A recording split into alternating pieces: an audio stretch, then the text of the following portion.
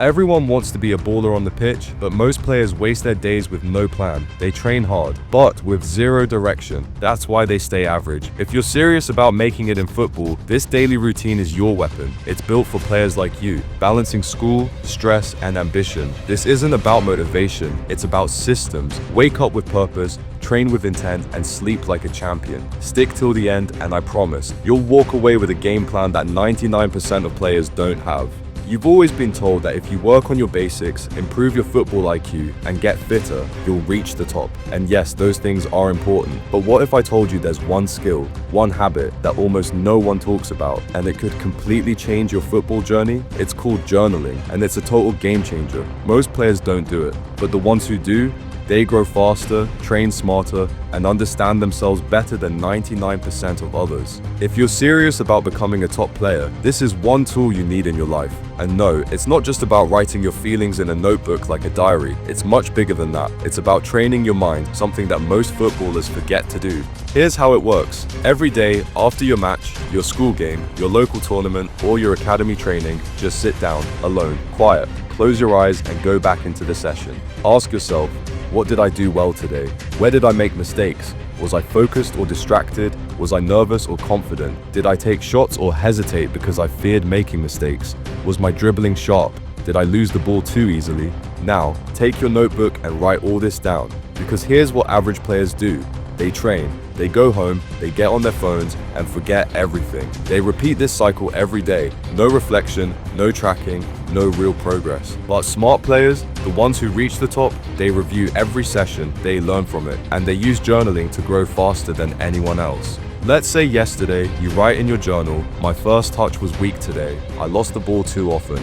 Boom, that's your focus for tomorrow's session. That one line gives you clarity. Now you're improving with purpose, not just hoping to get better. Over time, journaling becomes your personal coach. You can write down what you ate, how well you slept, if your mindset was strong or weak. If you were distracted, write the reason, and more importantly, write how you'll fix it. If you skip training, don't hide it. Write it, not to feel guilty, but to understand. Why did I skip today? What made me lose focus? How can I stop this from happening again? That's how real growth begins, not with perfection, but with awareness. And here's the truth. When you track your training daily, when you write down your goals, mistakes, lessons, wins, you become more focused, more mature, more dangerous on the pitch. Because now, you're not just showing up, you're showing up with intent. You're building discipline, confidence, and a winning mindset. Journaling won't make you faster or stronger overnight, but it will make you more aware, more consistent, and more in control of your future. You'll become the player who knows exactly what to improve and how to do it. You'll become the player coaches trust, teams rely on, and opponents fear. You'll become a leader on and off the pitch, and all it takes is a notebook and 10 minutes of honesty with yourself every day. Now that you've taken control of your football journey through journaling, you've already done what most young players never even think about. You've gained clarity, and that's powerful. You now understand your weaknesses, your strengths, and exactly where your focus needs to be. That's not just progress, that's the beginning of transformation. But now it's time for the next step, the step that actually turns that awareness into real, visible improvement. It's time to create a smart, detailed, and efficient weekly schedule, one that's built specifically around your game, because knowing what to fix is only useful if you act on it the right way. This is how you go from random effort to real results.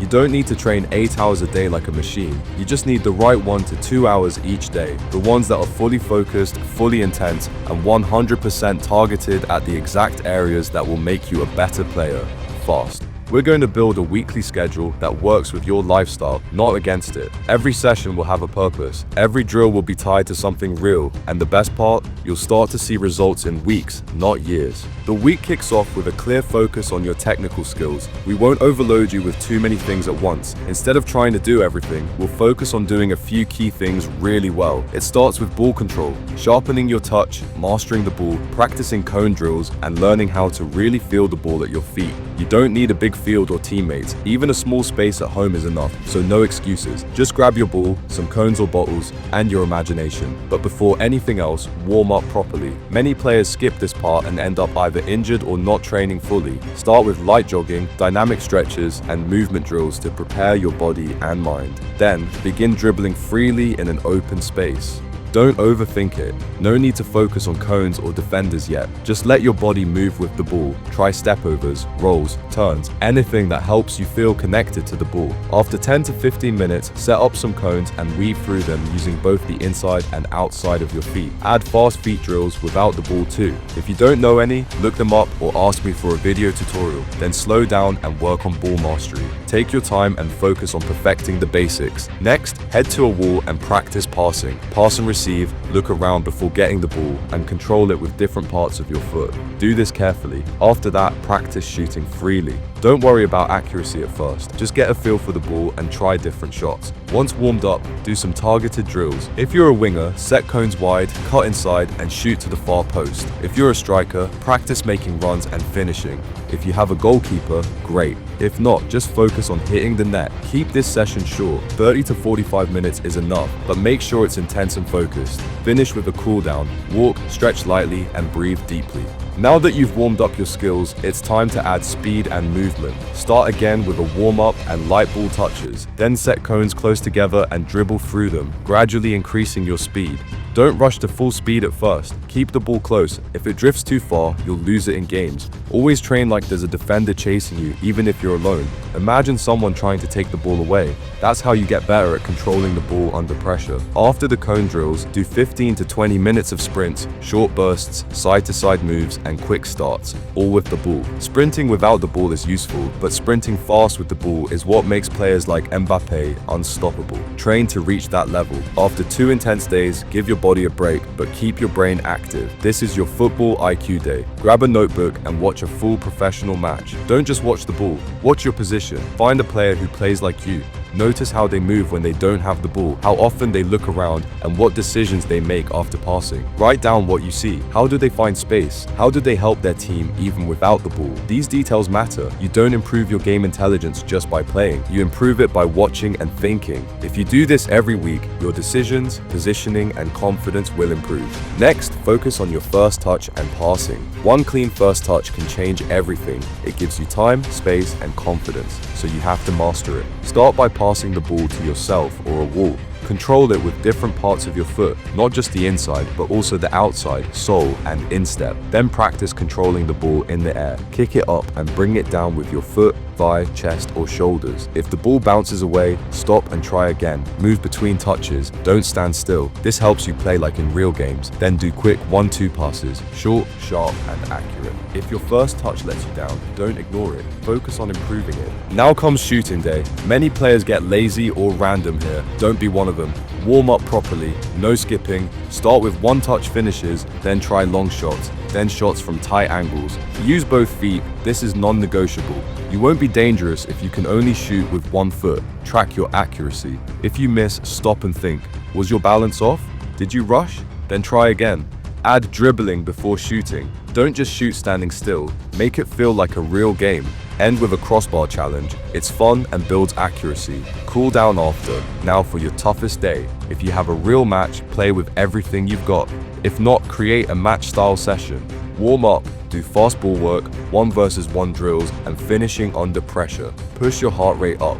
Add light jogging for recovery, then start again fast. Train like it's a real game. Make every drill count. Now that we've created a detailed weekly plan and you know your strengths and weaknesses, it's time to build your ideal daily routine as a young footballer. But before we get into the full day plan, I want to give you 10 quick and game-changing tips, the kind no one usually talks about, but they work. Start walking on your toes around the house sometimes. Yes, it sounds silly, but it quietly builds foot strength and balance over time. You don't need to walk like this all day. Just a few minutes here and there is enough. Over time, you'll feel lighter on your feet, especially when dribbling or changing direction in matches. Get into the habit of looking around often, even when you're not playing. Train yourself to scan your surroundings while walking, standing, or even while having a conversation. Look left, right, forward, and back. This will make scanning in a match feel normal and automatic, just like breathing. Set no phone blocks during your training and study time. Turn off your phone or keep it far away for at least 1 hour a day when you're training or focused on your goals. And even when you use it, avoid mindless content.